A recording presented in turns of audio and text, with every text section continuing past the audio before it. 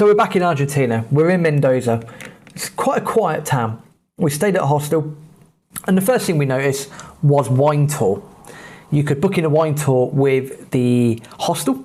It's about $25. And for that, you would get taken around to 3 bodegas. You get picked up early in the morning. You get taken around 3 bodegas. So you start off with a family-run bodega, so quite a small one.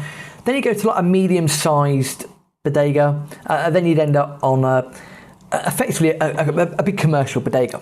So you get the best of both worlds, or the 3 worlds there. But also you'd have to cycle between the second bodega and the third bodega as well. A bit of added excitement. It's about $25. Before we dive into the wine, I must say that we'd also tried quite a bit of wine in Chile as we were there as well. The quality of the wine in Chile, equally as good, and I guess as is with most wine producing nations, they would normally keep the good stuff at home. For example, I remember having a chat with someone. We would be quite familiar in the UK with a wine called Casillero del Diablo. You normally see it advertised quite a bit on TV. You can see it at your supermarkets as well. The Chileans, or the ones that we spoke to, don't like that wine. They say it's a terrible wine, but it makes a good export wine, because people thinking they're getting the great quality when really they're not getting a great quality. Although back in the UK, we might perceive that as being a great quality. That's funny how that works. It's the same with, I think, it's Peroni, Italian lager, which in Italy is not really a luxury lager, whereas in the UK, it's perceived as, an upper class lager as such. So yeah, marketing perception is very interesting. Chilean wine, very good. And again, even the cheap stuff is full of, it basically doesn't taste like vinegar. Happy days. Back to Mendoza, back to wine country. We thought we'd jump on the wine tour. Makes sense, not a problem, not an issue. Happy days. So we booked that in. We booked that in for the following morning. On the first day in Mendoza, again, I want to say similar to Santiago, minus the pollution. You've got the Andes in the background. You can see them. It's about 25, 26 degrees now. It's hilly, it's hot, it's quite a relaxed place as well.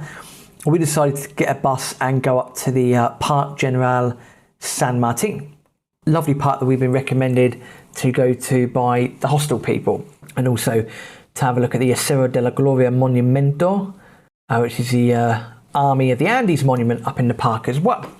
It's roasting hot. We got on a bus. We got a few weird looks from the locals. We're all in vests. We'd also met up with a young British lady at the hostel. She was from Bournemouth, I think. She was on her travels as well, so she had joined us for going around the park, and also she would join us the following day for wine tour. Lovely. Now we'd gone up, we'd gone around the Park General San Martin. It was a wonderful place, looked at all the monuments, had an ice cream, had a look round. And out of nowhere we came across this massive stadium, the Estadio Malvinas Argentinas. Remember Malvinas being the word for what we would know as the Falkland Islands. Massive stadium. And a few days before in the stadium, believe that Argentina, the rugby team, the Pumas, they'd either beaten Australia or New Zealand, one of the two, or they might have drawn the game. Anyway, it was a great result for Argentine rugby. And the stadium was effectively open. Massive bowl, as you would expect, brightly coloured, red seats, white seats, blue seats. We just walked into the stadium, we sat down in a couple of seats and just watched the grounds people do whatever they were doing for about half hour or so. And then we left and walked back down to go back down to the hostel. But on our way back down, we noticed that a few street vendors were getting ready. It looked like there was a bit of action happening. Didn't think anything of it at all. Got back to the hostel, got recommended a place to go and have great steak, went to have great steak. Happy days. Went back, slept, got up in the morning for wine tour. Now, we didn't have any breakfast that morning on wine day, purely because we knew that snacks and meats and cheeses and whatnot would be provided by each of the bodegas. Awesome. But over a quick coffee, we were looking at the Soccerway website, the website that we would use to find out what goes on. And we look at the Argentine results from the following night before, only a couple of games, but one of them was a team called Godoy Cruz. Never heard of them. And I think they were playing a team called Independiente from Buenos Aires, I think. No, I can't remember. But we clicked on Godoy Cruz and we're like, well, who the hell are Godoy Cruz? Where do they play? And to our horror, you know what's coming? You know what's coming here. To our horror, we clicked on Godoy Cruz and the picture, because on Soccerway you click on a team and a picture will come up of the stadium along with the stadium name. The picture came up, the Estadio Malvinas Argentinas. And we looked in absolute shock horror at one another, because if we'd have known that there was a game of football going on, we would have gone. That would have been awesome to see that. And the game apparently was quite a good game as well, finished 2-2. And we just thought back and we looked back at the couple of street vendors there that were setting themselves up. They were setting themselves up about 2 o'clock in the afternoon. Game hadn't kicked off until 8 o'clock anyway. So we hadn't thought anything of it. But yeah, we were a bit pissed off, I think, ourselves for not doing a proper investigation, especially after seeing the damn stadium itself. Anyway, not that I'm bitter about it, it is what it is. But we did miss out on the chance there. Wine Day was fantastic. Now, normally on these tours, the bodegas and the tour people would set up for 25 people. So, expecting a nice full house, a full crowd, happy days, let's have some fun, let's have a big group, let's have a laugh. We were the first hostel to be picked up. Got picked up, 3 of us, and next thing you know, we're on the motorway. So we said to the guys that were on the tour, I said, guys, we're on the motorway here, are we picking more people up? And they said no. He said, you're lucky today, there's only 3 of you actually on the tour. He said, you're lucky because there's going to be a lot of meat, cheese and wine, because they normally set up for 20, 25 people. But there's only 3 of you today, so we'd rather do the tour than not do the tour. So you're very lucky. Enjoy what you're just about to experience. Whew, my word. Yeah, incredible. We were absolutely plastered by about 10:30 in the morning. We got to the first bodega, and we forget the name of the bodega. I do apologise. The guy looked a bit amazed that there was only 3 of us. Probably wasn't happy with the fact we were all English as well. But he was talking to us, funnily enough, talking to us about wine, going through the processes, how the family do it, when, the family history of the bodega, how they set up, what went on, how they did it, etc., etc. I think we were there for about an hour. And it was a really cool experience. Now, I don't claim to know a lot about wine, how it's made, how it happened, what happened. But he was talking about the different grapes in the different vineyards, and this one does that, and this one does that, and we've got a microclimate here. Fascinating stuff, incredibly fascinating. We got to tasting at the end, and again, they'd uncorked enough bottles for about 20 people, and this is probably why we were battered by 10:30 in the morning. The rest of the day was a bit of a blur, shall we say. The meats and cheeses were fantastic. We also ended up buying a few bottles from the bodega themselves. Again, bear in mind that we'd still got, some good old Chilean pesos converted into the dollar as well. So we're still living on the cheap as such. From the first bodega, we went to the second bodega. Similar process. They were talking about some more commercial aspects of the bodega themselves. Again, I forget the name. Loads of wine tasting, reds, whites, you name it. We're coming up to a bit of, I don't know, maybe about 12 o'clock here, and we're not paralytic. On this one, we all agreed that we would taste the wine properly, rather than, down it at the end. We would follow all instructions, go through the proper testing process. So we've done all that. Now, this is where the fun started, because remember, we've got to cycle now between bodega number 2, which is where we were, and bodega number 3, which is the big commercial bodega.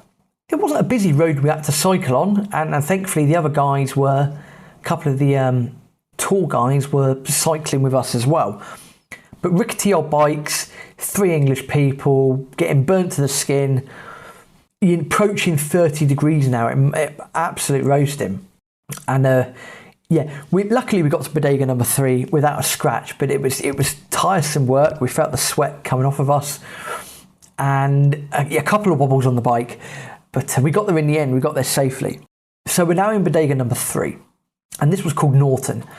Now the reason for the memory the reason we remember the name is thankfully Aaron a little while ago found in Waitrose, that you can actually get a Norton Chardonnay, which he purchased, and we had a glass of it.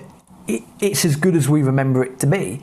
So if you're ever in Waitrose and you want a good white, go to the South American section, look for Norton Chardonnay. Lovely, serve it nice and chilled.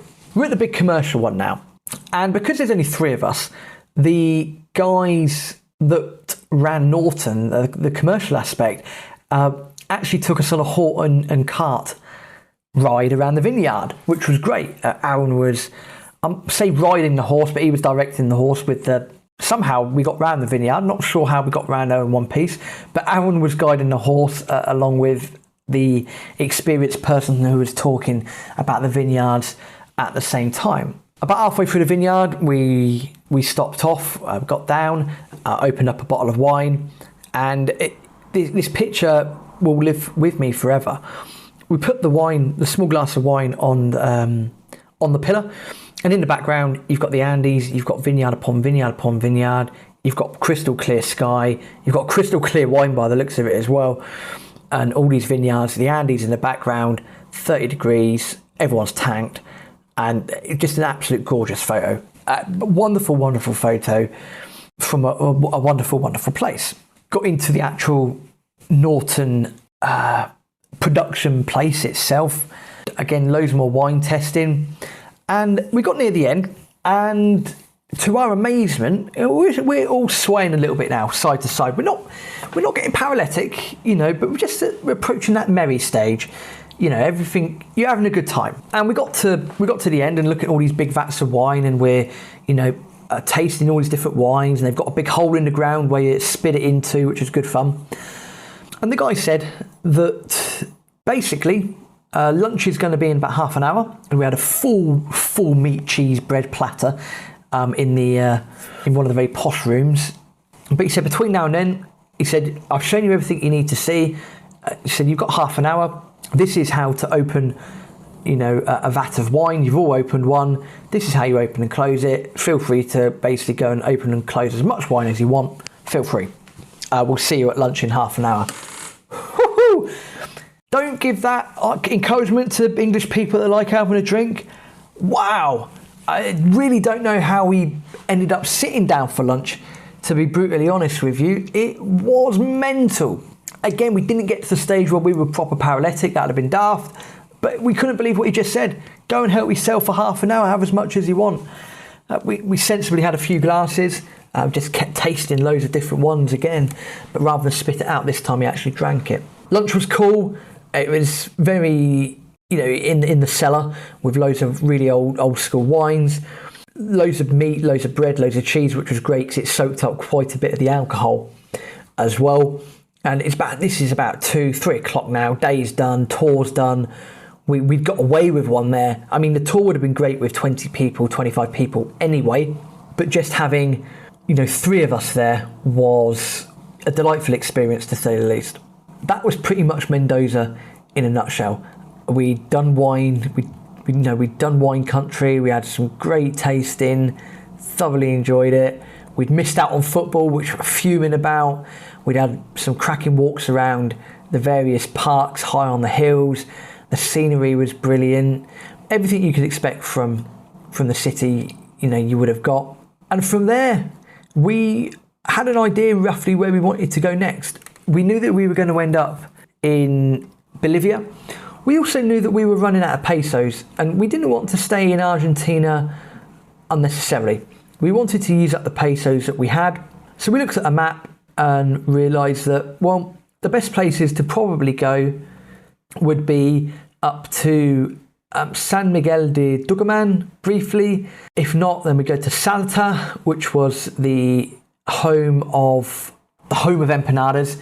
It's imagine the Cornish pasty, but with very light incredibly light pastry. That's how I'm going to describe an empanada. Salta is the home of empanadas.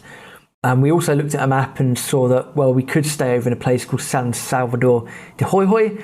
That's Jujuy, which you silently pronounce. So Jujuy is good enough for us.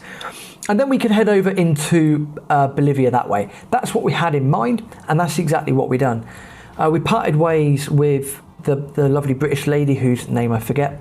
We parted ways with her, got on another one of our famous long bus journeys, ended up going straight up to Salta in the north of Argentina. And that's where we're going to pick up next time. We ended up in a wonderful place, but we ended up there at the complete wrong time. Find out next week as to why that was the case. Hasta luego.